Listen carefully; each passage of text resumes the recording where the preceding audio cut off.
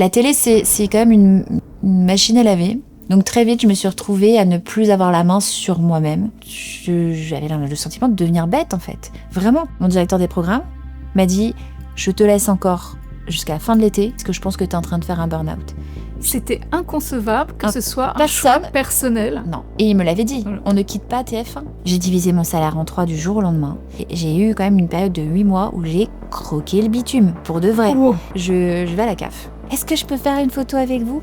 Est-ce que je peux ouvrir un dossier pour le RSA ? Tu vois ?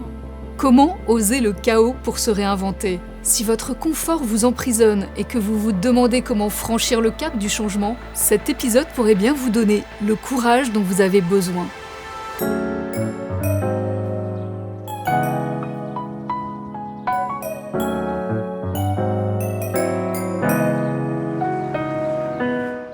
Ouais, bonjour Sandra.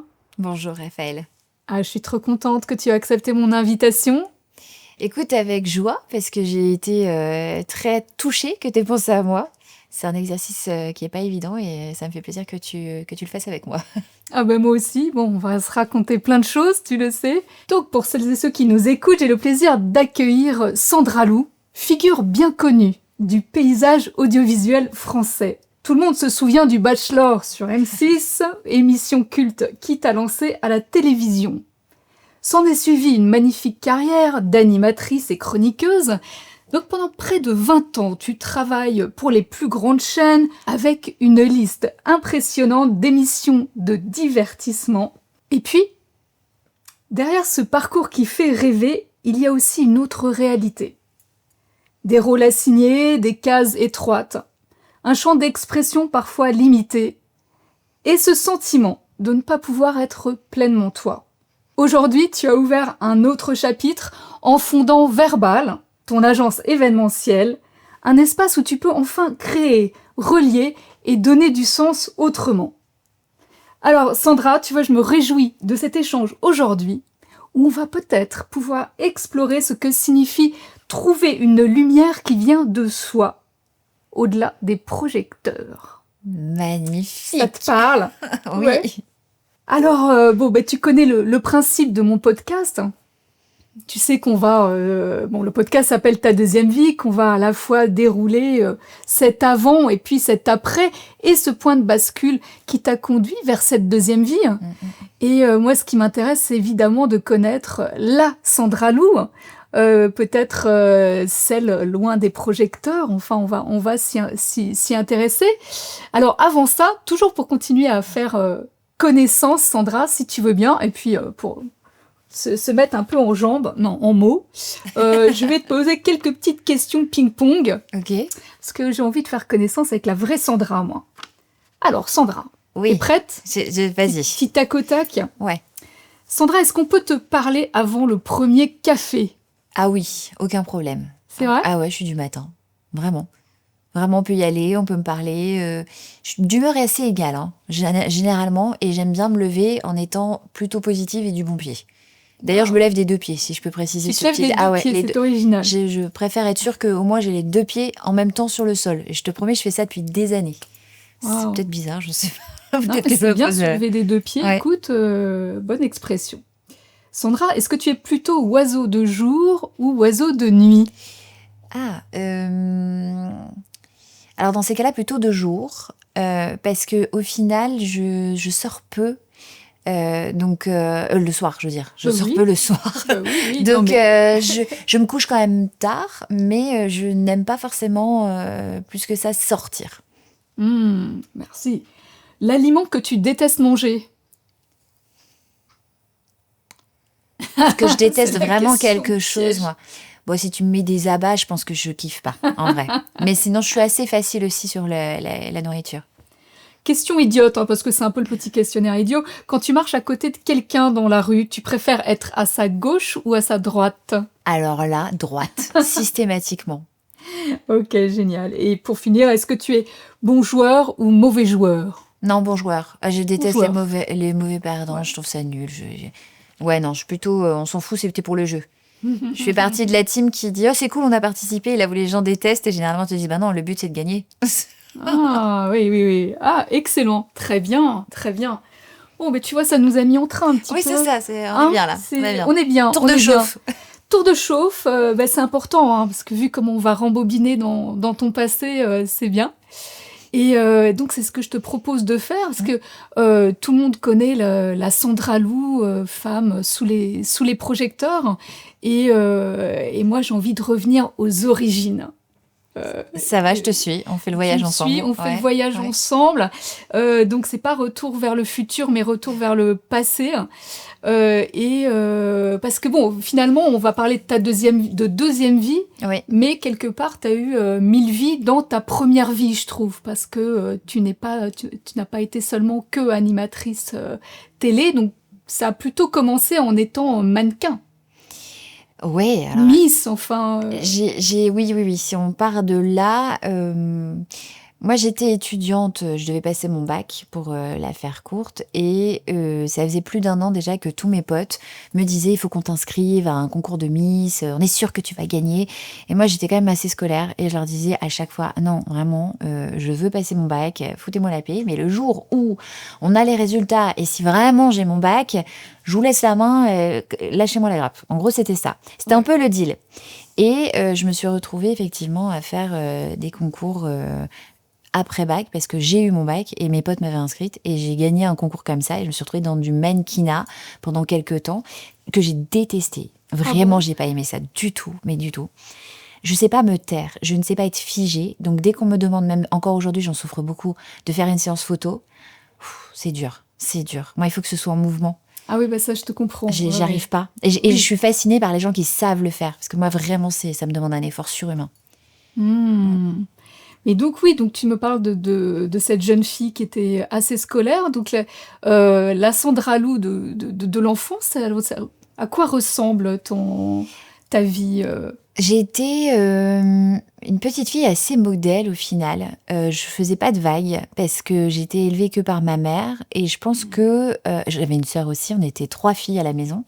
Mais je pense que je voulais tout faire bien pour aider ma mère le plus possible. Donc pas lui mettre des bâtons dans les roues en étant une gamine qui fait que des conneries par exemple. Donc j'ai toujours été très dans les clous, tu vois. J'avais mon cadre, je sortais pas trop de mon cadre. Facilitatrice, est-ce que toujours. C'était justement parce que ta maman devait tout gérer toute seule finalement? Oui, et puis mais alors, tu vois, avec le temps, j'ai quand même compris que j'étais aussi un moteur pour elle, parce que elle avait beaucoup apporté. On n'a pas le même tempérament, donc souvent j'essayais en tout cas de la hisser. Et trop vite, ça s'est inversé aussi quand même. Tu vois, ce côté, l'enfant devient un peu la maman. Je prenais beaucoup soin. Et je me suis mise dans un truc qui était, je prends soin de l'autre tout le temps. Et ça m'a suivi longtemps, avant que je pense à moi. Ah oui, je vois. Et tu grandis où, Sandra? Dans le nord de la France, près de Calais. Donc une petite ville où il y a la mer, où c'est vraiment chouette, mais où il fait très froid. Je trouvais, j'ai eu une enfance où je me disais, mais il caille dans ce pays, c'est pas possible. Donc, tu as une enfance où tu as caillé pour faire les sous-titres, d'accord? J'ai très froid. D'accord. Mais c'est une région que j'ai adorée et je suis très fière de là où je viens. D'accord. Et ton contexte familial est plutôt comme un cocon ou c'est... Oui, parce que ma mère a voulu, je pense, compenser le manque du père. Donc, j'ai toujours été aimée. Ma mère m'a soutenue dans tout ce que je faisais. Elle était plutôt du genre à me porter et à me pousser vers toutes mes envies. Tu vois, j'ai voulu faire de la musique. À 14 ans, je voulais un synthé. Elle avait pas forcément plus d'argent que ça, mais elle a fait un crédit pour m'acheter un synthé parce que j'étais un peu, tu vois, je voulais pas un synthé, un bon tant pis. Tu vois, je voulais un vrai beau synthé. Donc, j'ai demandé à la place d'un scooter un synthétiseur. Je dis, maman, c'est pour le même prix. Donc, genre, ne m'entube pas. Et c'est mignon parce que quand tu y repenses avec le recul, elle a quand même fait un crédit sur 7 ans pour me payer un synthétiseur. Ouais, que j'ai amorti à fond, hein. Je faisais de la musique tout le temps. J'avais mon groupe de musique, je chantais avec mes copains, enfin mes potes. Aussi. Oui, j'ai vraiment fait beaucoup de choses. Mais parce que j'aimais ça. Et donc, ouais, le soir, justement, comme on recoupe avec l'oiseau de nuit, non. Parce que j'étais à la maison, je m'enfermais dans ma chambre, je faisais de la musique, tu vois. C'était ça ma vie. Oui, c'est ça. Oui, oui. Et finalement, et donc voilà, donc tu grandis comme ça, les années se passent. Mais est-ce que tu as déjà cet attrait, enfin, pour une vie de scène? Ou est-ce que tu y penses déjà, ou est-ce que finalement c'est très loin de toi à ce moment-là? On a un désaccord avec ma mère là-dessus parce que évidemment elle se souvient de moi petite, elle a sa vision évidemment de maman vis-à-vis de moi et moi l'inverse. Et en fait le truc c'est que elle me dit mais toute petite tu voulais être dans la lumière Ah voilà, déjà. c'est ça. Et moi j'ai pas le souvenir d'avoir verbalisé vraiment ça. En revanche tous mes actes étaient tournés vers ça. C'est-à-dire que j'ai fait de la danse classique de 5 ans à 14 ans. 14 ans, donc j'ai fait de la musique. 14 ans, 18 ans, j'ai fait que ça. Derrière ça, mes amis donc m'inscrivent à ce concours de Miss. Je fais les Miss. Et après, je me retrouve à faire un casting pour une série télé. Je deviens comédienne. Donc finalement, tout s'est enchaîné comme ça. Et effectivement, c'était dans la lumière. Donc, elle avait pas tort. C'est juste que moi, je pense que je ne l'avais pas verbalisé. C'était oui, non, mais c'est chouette de faire du chant, c'est chouette de faire de la danse, c'est chouette de faire ça. Mais je m'étais pas dit, je veux être connue, je veux faire de la télé. Jamais. T'avais pas eu ça en tête. Non. Mais quel rapport tu avais à ton image quand tu étais petite ou jeune? Difficile, parce que quand j'étais C'est petite, déjà étonnant. oui, bah, je sais pas, mais en tout cas, moi, quand je suis née avec les oreilles décollées, mais vraiment, hein, Ah ouais. tu vois Danny Boone? Ok. Danny Boone, t'es mon père? Je sais pas, mais Dani? Danny, il faut que tu parles à ma mère, il y a un problème de... Non, je suis née vraiment les oreilles très très fortement décollées, et jusqu'à mes 8 ans, j'ai été moquée, mais tellement à l'école, les enfants, ils sont durs. Et tu vois, je ne m'aimais pas parce que j'avais mes oreilles décollées. Ma mère, quand elle me voyait souffrir de ça, j'ai été opérée. Donc 8 ans, opération des oreilles. On me remet les oreilles bien comme il faut. Donc ça va mieux. Après ça, l'adolescence. L'adolescence, c'est toujours ingrat pour beaucoup de gens. Je me trouvais trop fine, je me trouvais trop grande, je me Oui, tu trouvais... étais comment? Parce qu'on a tous des... Tu étais plutôt... J'étais longiligne, hein, vraiment. Je faisais longiligne. pas... Tu Tu étais vois, très grande déjà ou... oui, je faisais 1m72, mais je pesais que 48 kilos. Donc, tu vois, j'ai toujours été très, très, très, très fine. Ouais. Et surtout, le problème que j'ai eu, c'est que je me suis construite sur l'autre et pas sur moi. Ce que j'entends par là, Attends, c'est... Oui. là, ça mérite qu'on déroule, Ouais. c'est-à-dire... À 14 ans, je tombe folle amoureuse d'un garçon qui fait de la musique comme moi, mais qui est malade d'un cancer. Et en fait, si tu veux, de 14 ans à 18 ans, on est ensemble, fou amoureux, et je traverse la maladie avec lui. Ce qui fait que de 14 à 18, là où on est censé se construire sur soi, sur son nombril, sur oh j'ai les boutons, ça va pas, machin. Je n'ai pas eu le temps de connaître ça pour moi. C'est-à-dire que très vite, j'ai tout déporté sur l'autre, prendre soin de l'autre, m'attarder sur le mal-être de l'autre, et c'est comme ça que je me suis effacée un peu avec le temps. Donc cette période, je m'en souviens, si tu me demandes à moi comment j'étais jeune, en me disant, je me souviens qu'il y avait des trucs que j'aimais pas chez moi, mais j'ai pas fait de fixette dessus, parce que j'ai pas eu le temps de le faire. Et ça pose un sujet quand même pour plus tard, parce que tu sais que tout ce que tu ne fais pas quand tu es ado ou jeune, tu vas te le reprendre en boucle plus tard, et il va falloir régler ces petits trucs, quoi. Donc moi, ça m'a un peu pété au visage plus tard, où je me suis dit, ah bon, maintenant, il faut que je pense à moi. Le fameux et moi. Et oui, Ouais. donc retourner le projecteur vers l'intérieur pour regarder un peu ce qui s'y passe. C'est ça. Mais en tout cas, tu étais tout de suite tourné vers l'autre. Ben oui. C'est une autre forme. Oui. Mais ça, qu'est-ce que ça a dû t'apporter en même temps, te faire gagner une maturité précoce? Ben oui, finalement. parce que du coup, en fait, à cet âge-là, tu prends conscience de la fragilité de la vie aussi. Parce que quand tu es si jeune, tu penses pas du tout à la maladie, tu penses pas à la mort. Et il est décédé à 23 ans, tu vois. Donc, ça a été très vite. Je me suis dit, OK, il va falloir que je vive 2 fois plus vite, 2 fois plus fort, pour lui notamment. Et c'est pour ça que depuis toujours, j'ai cette espèce de, tu vois, d'envie de toujours faire plein de choses. Cette boulimie, elle m'a jamais quittée, en revanche, tu vois. Ça, c'est resté. Waouh. Ouais, c'est très très touchant. Juste une petite pause dans l'épisode. Si le concept vous plaît, n'hésitez pas à liker, à vous abonner et à laisser un commentaire. Je me ferai un plaisir de vous répondre. Et si vous aussi, vous avez envie de venir me raconter votre deuxième vie, n'hésitez pas à remplir le formulaire en description. Et qui sait, c'est peut-être bientôt vous qui serez à mes côtés. Est-ce que tu sens qu'il y a un décalage en fait entre l'image que tu renvoies aux autres toute cette profondeur qui t'habite, parce que je pense que rien qu'avec ce que tu nous racontes là, on sent cette richesse de personnalité, cette profondeur, Ouais. et l'image que tu renvoies aux autres, même.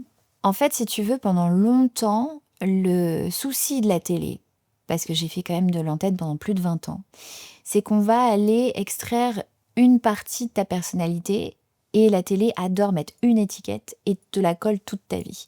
Et Oui. donc, pendant très très très longtemps, moi j'ai eu l'image d'une animatrice pétillante, comme ils disent. Donc pétillant, ça va pas trop avec j'ai eu des douleurs plus jeunes, j'ai vécu des trucs compliqués, donc en fait j'en parlais pas. Tu vois, donc c'était pas tabou du tout. Si on me posait la question, j'en parlais, mais je veux dire, c'est jamais venu sur la table le fait qu'il y ait beaucoup d'empathie, tu vois, parce que c'est pas ce qu'on me demandait en télé. En télé, on me demandait simplement de faire mon travail comme il fallait, d'être souriante, voilà, pétillante, et c'est tout. Voilà. Donc c'était que la joie, le sourire, tu vois, mais personne ne savait que j'avais qu'une seule facette. Que j'avais vécu d'autres choses et que c'était beaucoup plus, comme tout le monde, on était beaucoup plus complexe. Bien entendu, on va y revenir. Mais alors justement, on est après ce concours de Miss, et là tu mets un pied dans la télévision. Comment ça se passe? C'était l'époque du fameux Bachelor? Mais non, même pas encore. Même pas encore? Non, c'est-à-dire qu'en fait, le premier truc, et c'est là où c'est marrant parce que tout le monde pense que j'ai commencé par cette émission, alors que pas du tout. J'ai commencé quand j'avais 20 ans, une série télé. Donc j'ai d'abord été comédienne, et c'est ça qui m'a mis le P, pas du tout, hein, je parlerai pas de P ici, ça restera entre nous. Non, mais ça reste entre nous, voilà. évidemment. Le pied à l'étrier, bon, il y a une petite lettre au milieu. Non, le pied à l'étrier, pourquoi? Parce qu'au final, j'étais étudiante en psychologie à Lille, je voulais être orthophoniste, je cherchais un job d'été. Oh là là, attends, j'ai raté une marche. Là. Alors, si je dois reprendre. T'étais toujours dans ta lignée de pas faire plaisir, mais d'être bonne élève, etc. Toujours. Donc tu as eu ton bac et tu te prédestinais à un cursus sérieux. Oui, parce que je pensais que c'était bien de faire des études et je pense encore, hein, c'est chouette de pouvoir faire des études. Et je voulais vraiment faire ce métier, tu vois. Je m'étais dit, je serai orthophoniste, donc j'ai passé mon concours. Il y avait une raison à ça, orthophoniste, c'est le lien à la parole Alors, au final, c'est très logique avec mon parcours, mais à l'époque, c'est parce que ça me touchait. Ma sœur était dyslexique. Et elle avait tellement souffert de ça, pareil, à l'école. Ses profs ont mis un temps fou à comprendre qu'en fait, elle était juste pas idiote, c'est qu'elle avait un souci, et ça s'appelait la dyslexie. Évidemment. Parce que je te parle de ça, évidemment, c'était il y a une trentaine d'années. Donc, beaucoup moins connu qu'aujourd'hui, et accepté. En tout cas, on en parle, évidemment, normalement aujourd'hui, alors qu'avant, c'était un vrai sujet, quoi. C'était qu'est-ce que c'est? Oui, elle comprend juste pas qu'on met telle lettre avant telle lettre, etc. Donc, et ça m'avait touchée parce que l'orthophoniste qui s'occupait de ma sœur l'avait énormément aidée. Et je m'étais dit, je veux faire pareil plus tard. Et je veux aider les enfants qui ont des soucis et qui sont comme ma sœur, quoi. Donc ça, c'était mes études. Et vient l'été, et je me dis, tiens, j'aimerais bien avoir un petit job d'été quand même pour avoir un peu de sous. Et j'ai un pote qui est à Paris à ce moment-là, alors que moi je suis à Lille en train de faire mes études, qui m'appelle et qui me dit « Oh Sandra, je suis en train de passer un casting pour une série télé. Et le personnage principal, c'est toi. » Et moi je lui dis « Mec, j'ai jamais fait de comédie de ma vie, qu'est-ce que tu veux que cette info, j'en fais quoi, quoi ?» Et il me dit « Écoute, mais viens passer les essais, ça pourrait être sympa si t'es prise, le tournage c'est juillet-août. » Et là j'en parle à ma mère. Et en fait, en vrai, il n'y avait pas grand-chose à perdre, tu vois. Si ce n'est un billet de train et puis peut-être un peu mon ego si je m'étais vraiment plantée. Mais je me dis, pourquoi pas? Et donc, qu'est-ce qui t'attire dans cette expérience à ce moment-là? L'expérience, tu vois, c'est ce que tu viens de dire. L'expérience? Le défi de me dire, ok, c'est presque anormal que ça me tombe dessus. Il doit y avoir un truc. Et comme je crois beaucoup aux signes, je me dis, il y a peut-être un sujet, il faut que je prenne le temps de la réflexion. Et j'ai eu raison de le faire, parce que tu vois, quand j'ai passé les essais, ça s'est bien passé. J'ai été prise. Une semaine après, j'ai été à Paris et je commençais 77 épisodes de 26 minutes, tu vois. Et ça a été génial, parce que ça a été ma formation. Et donc, c'est pour ça que c'est important chaque fois que je recadre sur ça, parce que j'ai vraiment commencé par comédienne avant d'atterrir après sur M6 et effectivement avec cette émission du Bachelor. Oui, ce qui t'a donné... là, ça a été un coup de boost énorme. Un sacré tremplin. Oui. Et donc cette expérience, comme tu le décris, ça a réveillé cette envie, cette appétence pour les lumières, pour le métier de la comédie, de l'animation. Tu as senti que ça réveillait en toi Ça a carrément allumé quelque Voilà. chose que je ne connaissais pas à ce point. C'est-à-dire que comme tu l'as compris, j'ai toujours fait des choses artistiques, mais Oui, tu sans avais en une sacrée attendre. fibre, mais Voilà, tu le faisais pas je oui, le faisais pour moi. pour t'exposer plus Ouais, que ça, non, je le faisais pour au moi. départ. En revanche, quand j'ai commencé à être exposée, là, je me suis dit, j'aime vraiment ce métier. Et il me faisait du bien. Et Ah, comme ça me faisait du bien, je me disais, mais c'est encore mieux. qu'est-ce qui te faisait du bien, en fait? Euh, l'effet miroir, c'est-à-dire de se dire, ok, ça me renvoie à une image, si tu veux, que moi j'avais donc pas vraiment construite de moi. Donc je me découvrais à travers l'écran. Et c'est ça, en fait, qui m'a intéressée parce que je commençais à mieux me connaître en me découvrant à l'écran. C'est ça qui est C'est peut-être incroyable, ça. bizarre, mais c'est un peu la télé, enfin, c'est ce qu'elle m'a aidé à faire, en tout cas, à mettre un peu le doigt sur qui j'étais. Enfin, une partie, du coup, t'as compris, parce que c'est une facette, mais... Oui, évidemment. Mm. Parce que ce qui avait empêché cette construction de ta propre image, il y a deux choses finalement. C'est quand même le fait peut-être de tout le temps te projeter et être aux côtés de ton ami Oui. pour l'accompagner et ton père, non? Enfin, Alors l'oncle de oui, ton père qui... ça c'est sûr que ça a été... alors ça je l'ai compris plus tard, mais ce qui est certain c'est que quand t'as un papa qui est démissionnaire, fuyant, tout ce que tu veux, et que t'as pas les réponses, je sais que plusieurs années après avoir fait de l'antenne, je me suis fait la réflexion de me dire, mais en fait en ayant choisi ce métier, il n'avait pas d'autre choix que de tomber sur moi à la télé. Parce que j'étais autant sur M6 que sur TF1. Et tu zappes, tu tombes... À l'époque, les gens regardaient beaucoup la télé. Tu tombes forcément sur moi. Donc, je me disais, bah, tu m'as fui toute ta vie, mais là, t'as plus le choix. Tu seras obligé de me voir. Et je l'ai compris Oui. plus tard. Que, en fait, au final, tout ça, ça s'est bien goupillé. Ou je l'ai cherché indirectement, j'en sais rien. Mais en tout cas, c'est ce qui s'est passé, tu vois. Ça, oui, c'est dingue. En fait. Tu voulais pas me voir, mais tu vas me voir maintenant. Tu peux plus, tu peux plus me rater. Oui. Du coup, oui. Ouais, Puis ouais. j'ai su par la suite qu'effectivement, il avait même gardé toutes les coupures de magazines. Et c'est marrant. Parce que tu avais pas du tout de contact avec Je l'ai lui vu 3 fois dans mon enfance. C'est trop dans peu. ton enfance, ouais. Trop peu. Ouf, oui, c'est pas Donc 3 fois, et avec toujours tu vois, des questions. Forcément, à cet âge-là, tu te demandes toujours pourquoi. Qu'est-ce que j'ai fait de mal? Ah. Qu'est-ce que je suis pas assez bien? Je suis pas... Parce que forcément, tu te remets en question. Tu te dis, ben, pour qu'un père ne veuille vraiment pas te connaître, c'est que enfin, tu crois être toi le problème. Donc, Oui, au départ, tu as pas bien sûr. Puis après, tu sais que c'est beaucoup plus complexe. C'est beaucoup plus complexe. Ouais. Et par la suite, depuis, vous êtes rapprochés ou... J'ai repris contact, moi, avec lui suite à une opération du poumon que j'ai eue, qui était un truc un peu violent, où j'ai vraiment cru que j'allais y passer. Et je me suis dit, au sortir de cette opération, je me suis dit, je peux pas mourir sans avoir de réponse à certaines de mes questions. Et donc, j'ai eu le courage de lui faire un long mail où je lui disais que, bon, je lui pardonnais d'avoir été complètement absent, parce que ce qui est fait, mais en revanche, j'avais des questions et que j'attendais de lui quand même une certaine réponse. Donc il a répondu partiellement à quelques trucs, voilà. Il a mis 1 mois et demi avant de me répondre. Par mail, c'était très long. C'est beaucoup, ça. Mais il a quand même répondu, et après j'ai demandé quand même à ce qu'on se voit. Et à l'époque, j'étais avec mon mari, et j'ai dit à mon mari, tu viens avec moi, je veux pas y aller seule, j'ai trop peur. Et on a repris un peu contact comme ça, et en reprenant contact, je lui ai dit, écoute, t'as foiré ton rôle de père, on le sait, on va pas faire semblant que, voilà, c'est irrattrapable. Pour moi, à un moment donné, il faut pas faire genre, on peut encore rattraper les choses.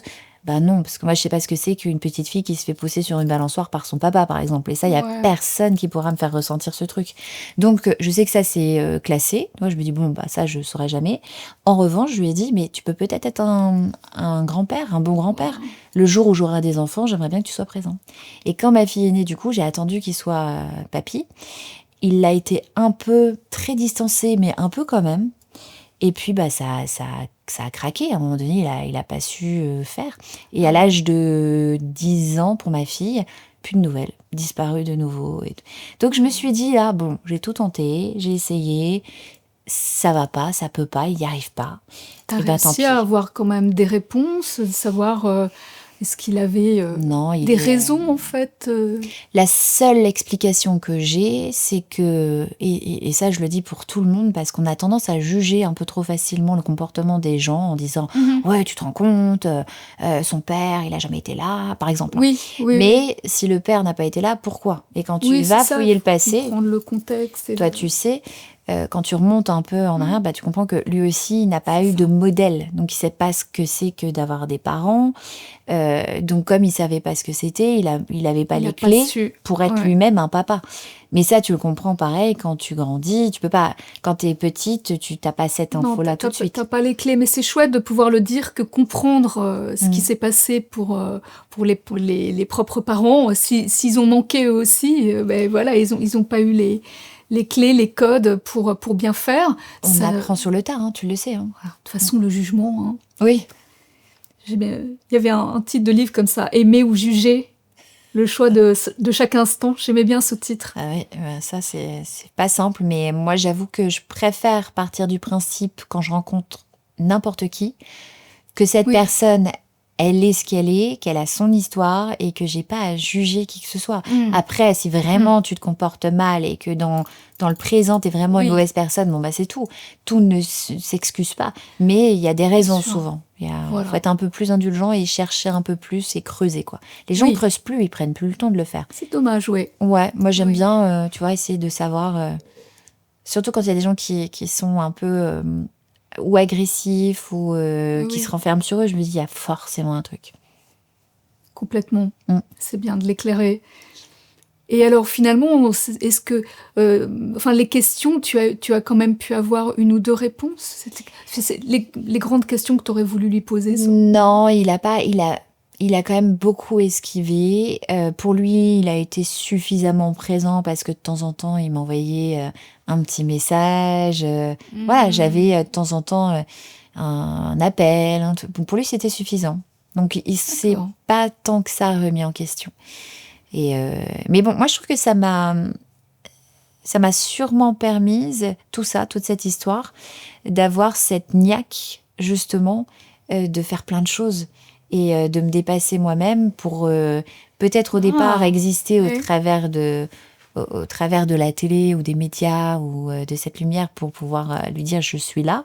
Mais au final, c'est moi qui me suis découverte. Donc, le parcours est clair et logique pour moi comme ça et ça mérite pas d'être différent, tu vois. Je me dis, le chemin est parfait et je regrette rien de tout ce que j'ai vécu. Vraiment. Ça, c'est chouette. Tout est bien.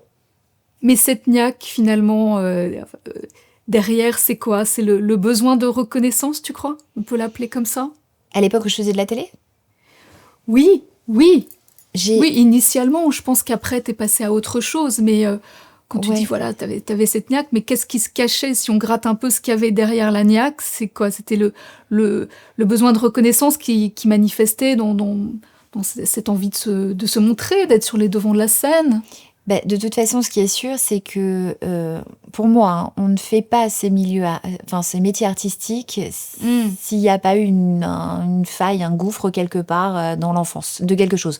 Une maman qui a mal aimé, un père qui a mal aimé, j'en sais rien, ou d'autres traumas, ou je sais pas, mais quand tu regardes vraiment tous les artistes ou toutes les personnes qui sont sous les projecteurs, il y a souvent un petit truc quand même, qui est un dénominateur commun, je sais pas, mais en tout cas, voilà, moi c'est ce que j'ai commencé à découvrir il y a quelques années chez mes potes aussi du milieu, où je me suis dit, tiens, ça, lui aussi, il a vécu ça. Et puis, donc on a tous des petites failles.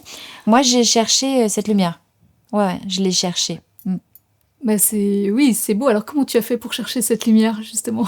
Je te dis, j'ai pris au fur et à mesure les défis qu'on me proposait. Et puis, en fait, à force d'être dans cette lumière, justement, je me suis rendu compte aussi que ça tapissait un peu le fond et ça faisait du bien parce que tu te dis ok, on m'aime quand même parce que tu prends l'amour des gens. Alors l'amour du public. Bien sûr. Voilà. Donc tu te dis c'est cool, tu penses que ton vide intersidéral, le manque que tu as va être comblé et puis tu te rends compte évidemment avec le temps que pas du tout. Et merci, les gens ont été adorables. C'est très gentil, ils m'ont apporté beaucoup d'amour. Mais c'est pas de cet amour-là dont j'avais besoin. Et j'avais besoin du mien, hein, même pas de mon père. Hein. J'avais besoin de mon amour envers moi. Et donc, c'est ça qui a été, je pense, le plus bénéfique, c'est quand je me suis rendu compte de ça. Parce que je me suis dit, ok, donc maintenant, j'ai plus besoin de la lumière extérieure. Il faut vraiment que je trouve la mienne. Et ça a été un super travail. J'ai franchement aimé cette partie de ma vie où j'ai basculé de l'autre côté. Ben on va y revenir parce que ça, c'est extrêmement intéressant. On va dire que là, on est toujours dans cette première vie. Moi, ça m'intéressait que tu me racontes ces années télé parce que pour beaucoup de gens, c'est la vie de rêve. C'est les paillettes, tu leur dis je travaille à la télé, enfin tu connais les gens, ça met des étoiles dans les yeux et moi ça m'intéresse plutôt d'entendre ta réalité de ce monde-là, comment tu l'as vécu et puis les différentes étapes sur quelques années, oui. En fait, si tu veux, ce métier, je le trouve fascinant. Ça reste un métier qui est incroyable parce que tu te découvres des forces en toi énormes. Moi, tu vois, j'ai tout appris sur le tas, très autodidacte avec la télé au final, mais quand on me mettait des challenges à chaque fois, qu'on me disait, bon bah voilà, là tu vas faire telle émission, ça va être du direct, et je sais pas, genre il y a 8 millions et demi de téléspectateurs, parce qu'à l'époque les gens regardaient encore la télé. Donc ça te met un petit coup de pression parce que tu dépasses tes propres limites. Tu sais même pas que t'as cette capacité en toi ou cette force de pouvoir le faire parce que ça fait quand même un peu peur au départ, ce genre de choses, tu vois. Et au final, ce que j'ai aimé, c'est à chaque fois passer les petits steps, tu vois. Par contre, j'y allais vraiment à mon rythme. C'est-à-dire que une fois, on m'a fait aller beaucoup trop vite sur un prime. J'avais à peine 23 ans. Et tout de suite, comme j'étais l'image d'M6, ils se sont dit, allez, on va la mettre aussi sur le prime avec Boyer, ça va être génial et tout. Mais j'ai vécu ça comme un enfer. Mais j'ai pas du tout pris de plaisir à faire cette émission parce que tout de suite, je passais d'un petit plateau à un plateau gigantesque avec les caméras qui étaient hyper loin de moi. Parce que comme c'était très grand, on avait les caméras qui étaient très loin. Il y avait plus cette intimité, ce cocon d'un plateau, tu vois. Et je me suis dit, mais je suis pas du tout prête à faire ce genre de choses. Et donc quand M6 m'a dit, oh, le Prime a cartonné, on va t'en programmer un autre pour dans un mois et demi, j'ai dit non. Et ils m'ont pris un peu pour une tarée parce que ça se refusait pas à l'époque. Ouais. Mais je leur ai dit, je ne suis pas prête. J'ai vécu ça comme un enfer, c'est pas possible. Et j'ai attendu 8 ans avant de refaire des primes. Et là, j'étais prête. Je comprends, ouais. Là, j'étais prête, tu vois. Mais la télé, c'est quand même une machine à laver. C'est une déciveuse un peu. Et tu décides pas de grand-chose. Moi, c'est ce que j'ai découvert par la suite, c'est que j'ai adoré ce qu'on m'a fait découvrir de moi. Et en même temps, à un moment donné, quand ils ont chopé ton ADN, on va dire, et ils travaillent tout autour et c'est eux qui décident de tout. Donc très vite, je me suis retrouvée à ne plus avoir la main sur moi-même. Je trouvais que j'étais un peu comme un pantin, si tu veux, articulé. C'est-à-dire, on va la mettre là, tiens, Sandra, on a un styliste, on va lui faire porter, non, cette couleur-là, c'est bien, puis les cheveux, on va faire ça, puis le maquillage, on va faire ça. Alors, ils décidaient pour toi. C'est chouette parce que t'as des équipes autour de toi, tout le monde s'occupe de toi, mais t'es désincarné. Moi, je me sentais désincarnée parce que je n'avais plus d'avis particulier qui était entendu. C'est-à-dire que quand je leur disais, ouais, je sais pas sur la couleur là. Si, c'est super, ça va très bien avec tes cheveux. Si j'aimais pas le orange, tout le monde s'en foutait, tu vois. Donc, je me suis retrouvée dans des situations où des petits détails. Oui. On m'enlevait un petit peu ma quintessence, si tu veux. Et puis, je me suis retrouvée bizarrement à m'éteindre en télé, tu vois. J'ai passé 20 ans, je me suis plus du tout retrouvée. Ouais. Parce que tu disais, tu parlais projeter sur toi un ADN, enfin, ils t'ont figé dans une image de ce qu'ils voyaient de toi, ils t'ont un peu collé une étiquette. Alors, je dis ça abruptement, mais est-ce que d'être une tellement belle femme, il y a un revers de la médaille ? Est-ce que la beauté pour une femme dans ces milieux-là, mais d'un coup, tu es estampillée Ce qui m'a le plus estampillée, Raphaël, c'est ce que des femmes jolies en télé, il y en a plein, et encore c'est peut-être un problème avec moi-même, mais je me suis jamais trouvée genre exceptionnelle. Je me suis toujours trouvée, justement, toi, oui, jolie, pétillante, ce que tu veux, mais pour moi, il y avait pas ce truc de j'ai cette chance d'être une jolie femme en télé. Pour moi, c'était pas ça. C'était plus on venait me chercher pour le côté mutin. mutin pétillant. C'est ce qu'on me disait de l'époque où je faisais cette antenne-là. Plus que ça. En revanche, ce qui m'a embêtée, si tu veux, c'est que avec le temps, justement, on m'a enfermée dans une seule image que eux m'avaient donnée.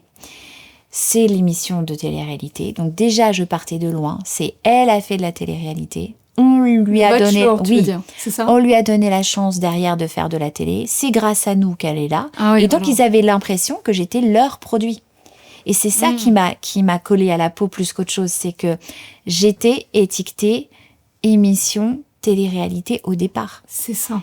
Et ça m'a porté quand même préjudice sur tout ce que je voulais faire qui avait du fond. Parce que moi, tu te souviens, à l'origine, je suis scolaire. Moi, je voulais faire des études et j'ai besoin d'apprendre beaucoup, beaucoup. C'est ça. Et là, en télé, quand t'as qu'un prompteur et que tu dois juste lire et qu'en plus de ça, tu n'écris plus parce qu'on te dit « on a des rédacteurs en chef, t'inquiète pas, on s'occupe de tout ». Mais moi, je ne pouvais plus exister. Te limitais dans tout. Et je dis, dans les fringues, j'étais étriquée dans leur cadre à eux. C'est ça. C'était étriquée dans des habits qui n'étaient pas les miens, étriquée dans une coupe de cheveux que je n'avais pas le droit de changer. C'était tout le temps la même coupe, parce qu'on me disait « non, mais les gens t'adorent et te connaissent comme ça ». Ok, mais pendant des années, j'ai eu la même tête, tu vois. Donc la même tête, le même machin, le même make-up, le même machin. Puis au final, à ta place, tu n'avais pas ton champ d'expression, alors que pour toi, deux mots très importants, c'est la liberté et puis les mots, l'expression. Et toi-même, tu aurais voulu pouvoir écrire tes j'avais besoin de ça, oui. Et tu sais, tous les ans, je faisais mon rendez-vous annuel avec la chaîne. Je me pointais toujours avec mes dossiers, tu vois, d'émissions et de projets que j'avais écrits. Certains projets, on était allés même tourner des pilotes. J'arrive avec des images pour leur dire « regardez jusqu'où j'ai abouti le projet ». Et c'était jamais pris au sérieux parce qu'on me dit « non, mais t'inquiète pas, on a ce qu'il faut, nous, de notre côté, etc. » Donc en fait, très vite, je me suis dit « si je reste là-dedans, je vais juste m'éteindre. » Un peu plus. Et c'en était devenu insupportable pour moi. En fait, comme j'étais plus...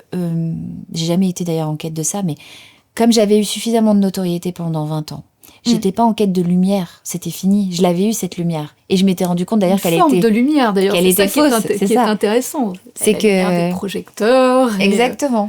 Une forme de reconnaissance, mais qui peut être un peu, parfois, comme une coquille vide. Enfin, ça peut nous faire cet effet-là quand on y est. C'est ce qui s'est passé.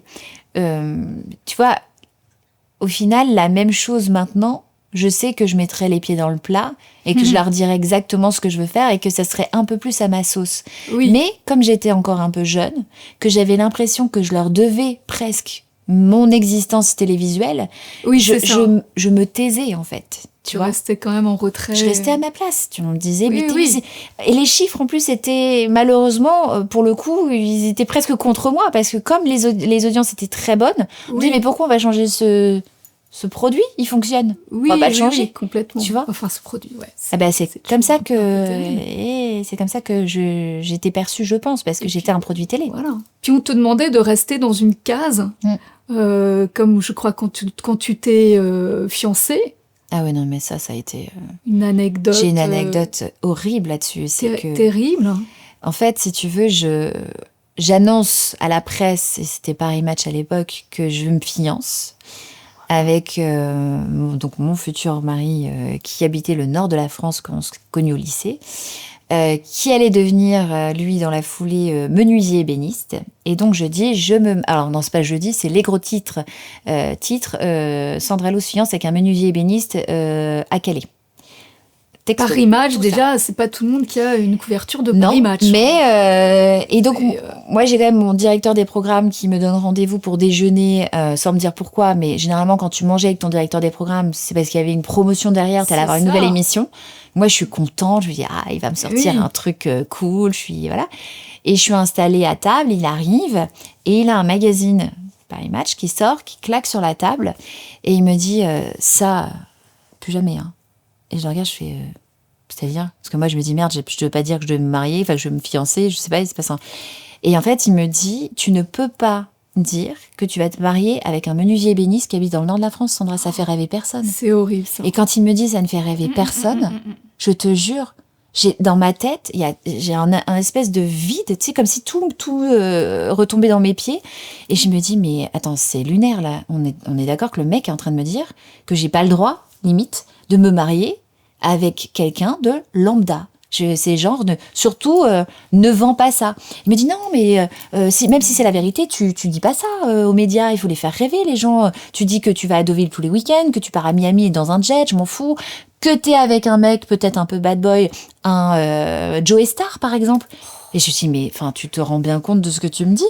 Et donc je suis restée figée. J'ai écouté tout du long ce qu'il m'a raconté. J'ai évidemment pas quitté mon mari. Je me suis mariée malgré tout ce que.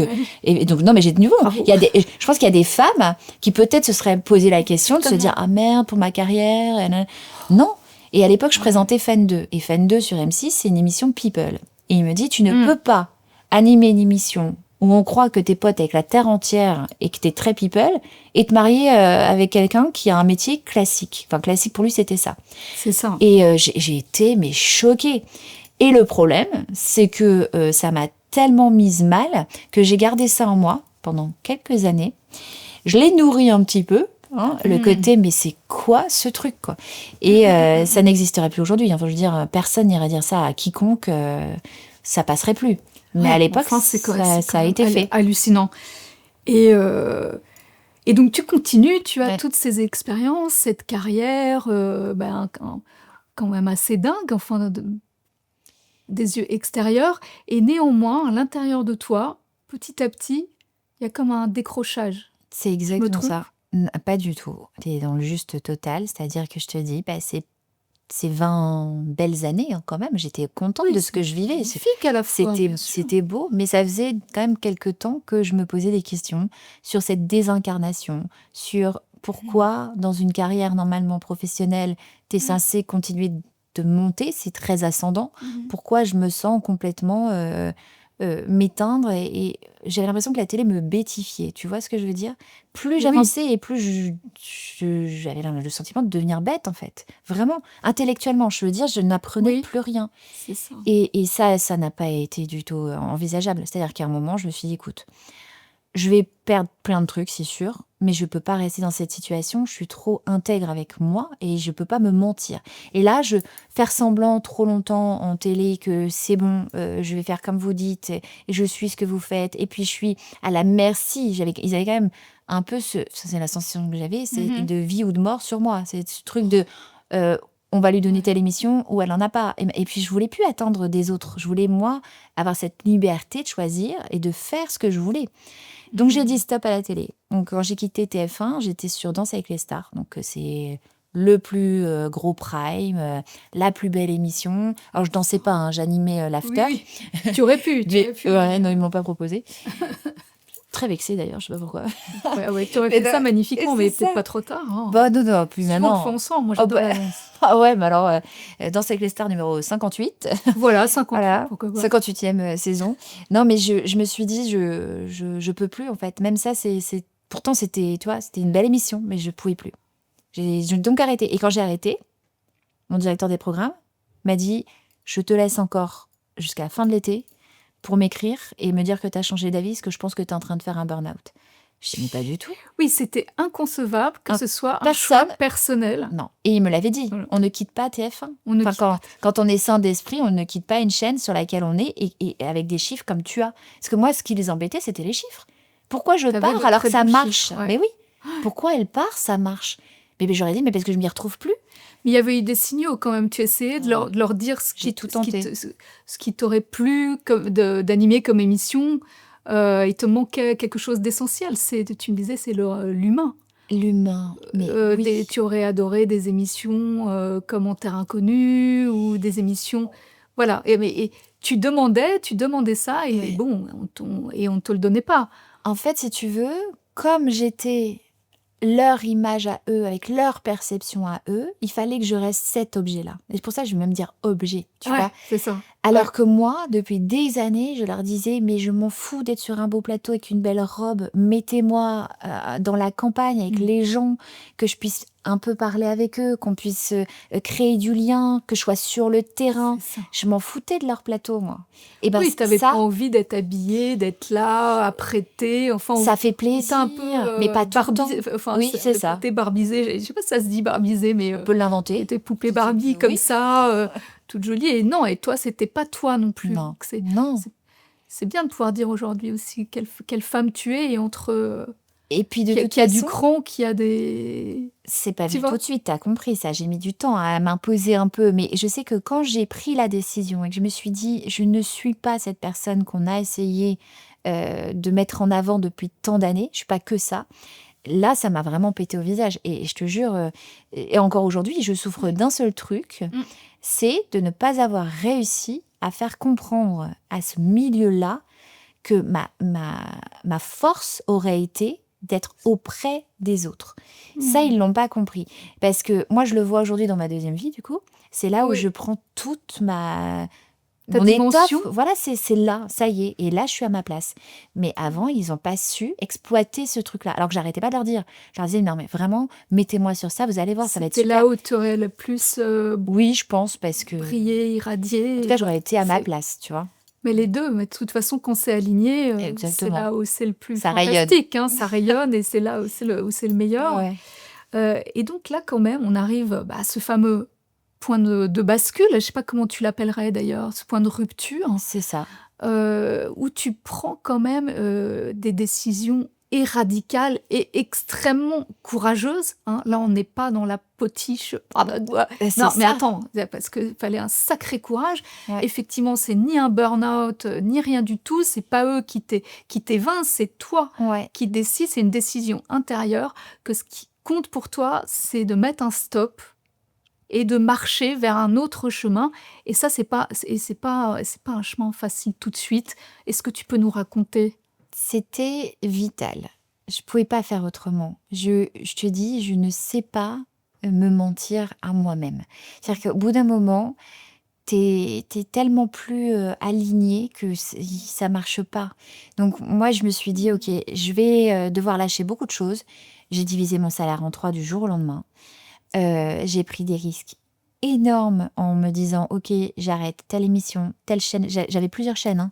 Et petit à petit, j'ai laissé mourir certaines de mes petites émissions que j'avais sur les chaînes du câble, tu vois. Je me suis dit, ça va, je vais encore la garder, ça passe, ça, j'en veux plus, ça, machin. Donc j'ai commencé à tout écarter jusqu'à avoir 0. Plus rien, page blanche.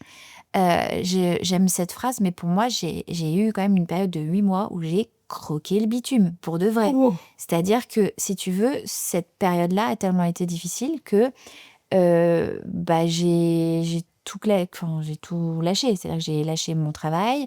Dans ma vie personnelle, il y avait des choix aussi à faire, je les ai faits. Donc, j'ai divorcé en même temps. Donc, Oui, en plus, ce tout a moment-là, été tu choisis fracture. aussi une fracture, la rupture avec ton mari, le divorce, ouais. tout cumulé. Donc Tout. là, ils font un choix absolument dingue pour faire tout en même temps. Après, je me suis quand même posé la question, parce que tu sais, quand tu casses tout, tu te dis, est-ce qu'ils n'ont pas raison? Est-ce que je suis pas quand même en train de faire un burn-out? Parce que tu te remets quand même en question. Tu te dis, est-ce que c'est ça? Ou est-ce que c'est juste, j'ai décidé que tout ça n'était plus aligné, c'est fait partie de mon passé et d'une vie d'avant, je veux une autre vie, donc je casse tout et je recommence. Et en fait, le fait d'avoir tout mis à plat, de tout recommencer, et de zéro, c'est ça qui a été salvateur pour moi, vraiment.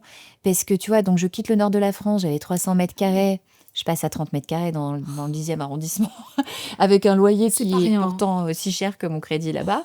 Mais Avec ta fille en plus. Donc et tu j'embarque partages ma fille. 30 mètres carrés avec ta fille. Ouais, les plus Oui, ça belles fait un années. sacré. Non, mais magnifique. Mais super. je veux dire, il faut vraiment un état d'esprit pour celles et ceux qui nous écoutent. Tu vois, c'est quand même inspirant. C'est comment on fait pour franchir ce pas-là, avoir ce courage.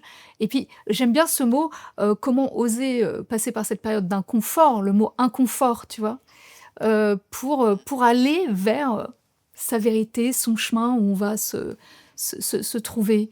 Pour moi, il n'y a pas d'autre chemin, en fait. Hein. Si tu veux vraiment passer à l'autre étape, tu es obligé de passer malheureusement par ce moment très inconfortable où parfois on souffre. Mais moi, pour moi, c'est une des plus belles périodes de ma vie. J'en garde pas un mauvais souvenir. Pourtant, ça a été compliqué jusqu'au point de faire même je parle souvent des obsèques de mon ego à cette époque-là, mais c'est ça parce que... J'aime beaucoup l'expression. Ah oui, mais il a été enterré depuis longtemps, je l'ai pas retrouvé. Hein, mais je te jure, je sais pas. Oui. Parce qu'en fait, ce qui s'est passé, c'est que j'ai pris une décision. Tu devrais l'écrire, celle-là. C'est possible, mais je me suis retrouvée quand même à un moment donné, comme ça allait pas et que je savais pas trop où je devais aller.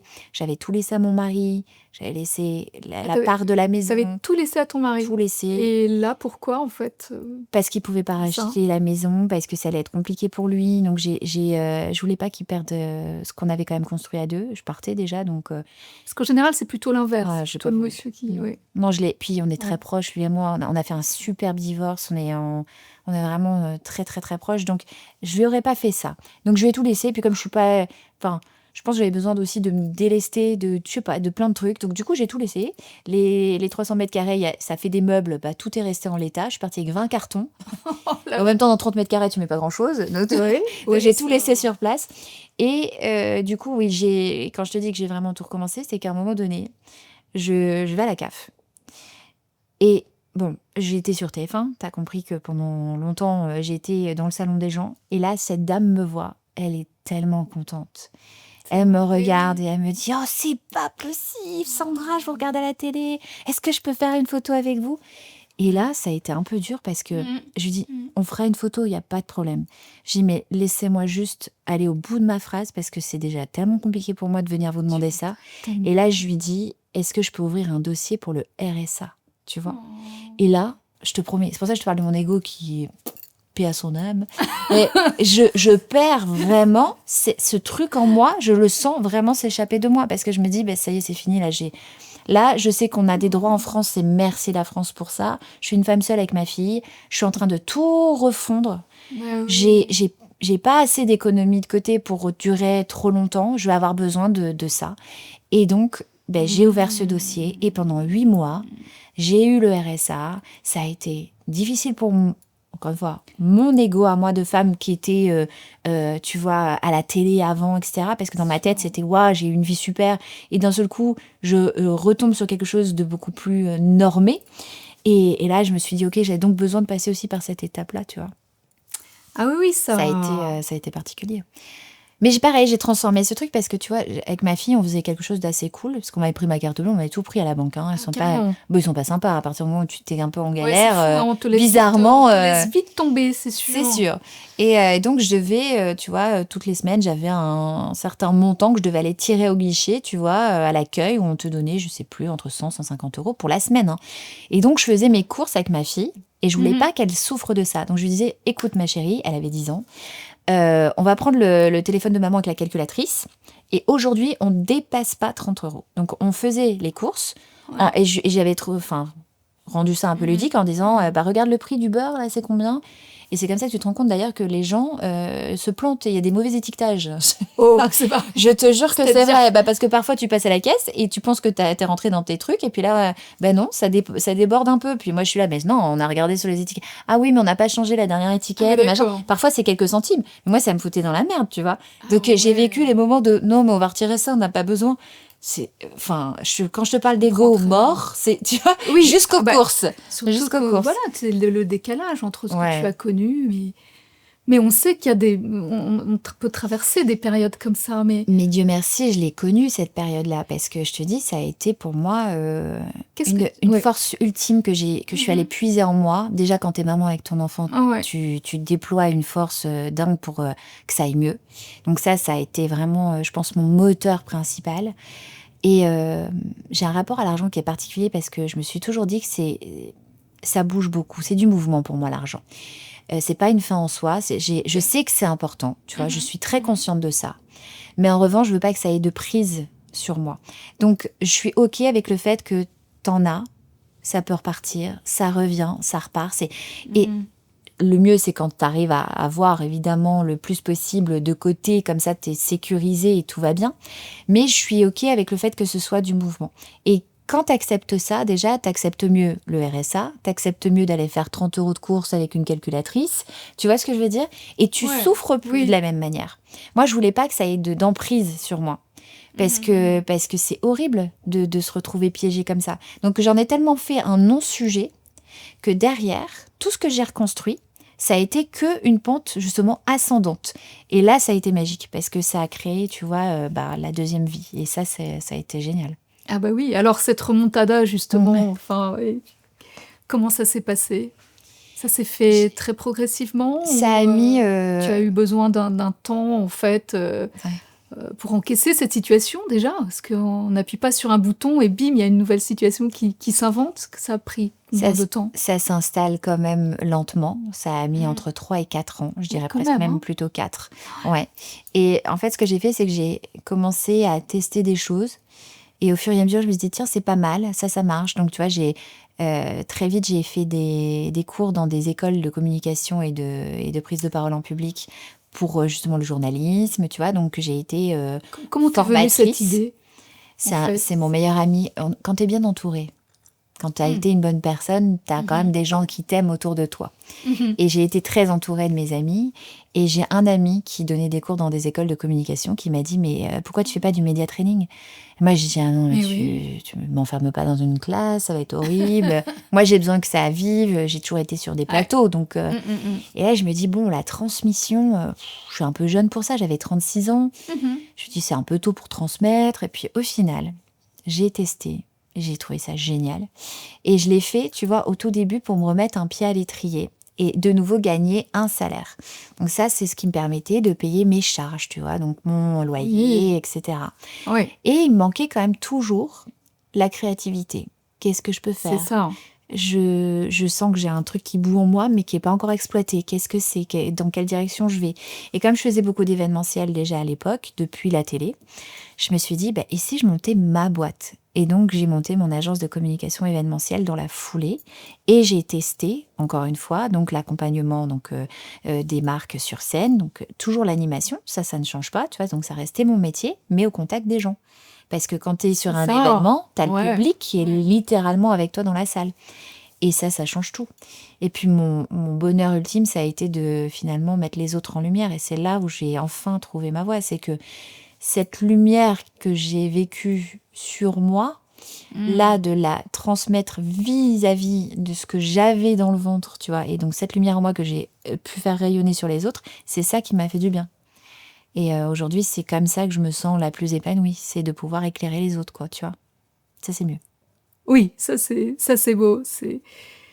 Qu'est-ce que tu as appris sur toi, finalement, dans cette deuxième vie que tu t'es inventée? Écoute, que j'avais vraiment une énergie folle pour déployer tout ce que j'ai déployé. Qu'il fallait effectivement que j'en sois consciente. Ouais. Je t'ai dit aussi tout à l'heure que j'ai mis du temps à comprendre qu'il fallait que j'apprenne à me connaître moi. Puisque je regardais beaucoup l'autre. Et j'ai écouté beaucoup les autres aussi. Toute la partie télé, c'est ok, je leur fais confiance. Ils me disent que c'est comme ça que je dois être, donc je serai comme ça. Jusqu'au jour où j'ai enfin, comme je t'expliquais, pensé à moi en me disant ok, qui je suis. Ça a mis un peu de temps. Mais quand j'ai découvert qui j'étais, ça a tout changé. Parce que j'ai enfin écouté mes vrais besoins, mes vrais désirs. C'est ça. Et c'est là où ça s'est, tu vois, ça a ouvert la brèche, quoi. Oui, je crois que c'est ça, écouter ses vrais besoins, ses désirs profonds. Si chacun peut faire le point là-dessus, c'est vraiment ce qui permet de se créer une vie alignée. Et alors, qui est cette Sandra aujourd'hui ? Écoute, j'ai l'impression que c'est la vraie, en tout cas, ce coup-ci, si tu peux ça y est. Les adjectifs. Non, mais écoute, moi, je me sens bien parce que j'ai plus peur, tu vois. J'avais peur avant de pas mal de choses, tu vois.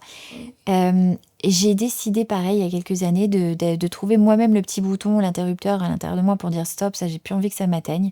Donc, ces trucs-là, j'ai réussi à les gérer. Donc, aujourd'hui, j'ai plutôt tendance à croire que je suis une femme accomplie dans ce que j'avais envie de faire. Je suis enfin à ma place. Je sais, je te l'ai dit plusieurs fois, mais vraiment, je me sens vraiment à ma place aujourd'hui. Et en même temps, j'ai toujours cette petite voix en moi qui sait que cette deuxième vie est géniale, mais qu'il y en a sûrement une troisième aussi, et que je suis parfaitement OK avec le fait que ça évolue encore et que ça fluctue. J'aime bien suivre le mouvement. Donc, comme je suis j'ai une foi incroyable dans la vie. C'est-à-dire que même les trucs galères qui m'arrivent, je te jure, hein, chaque fois je me dis, OK, ça fait chier les gars, tu vois. Vraiment, je me dis, ça c'est chiant, ça j'aime pas, ça me fait du mal, c'est machin. Mais je sais que derrière le cadeau, il va être incroyable. Parce que plus je morflais et plus j'avais, tu vois, des choses sympas qui m'arrivaient derrière. J'ai un plateau assez équilibré entre les drames et les trucs incroyables, tu vois.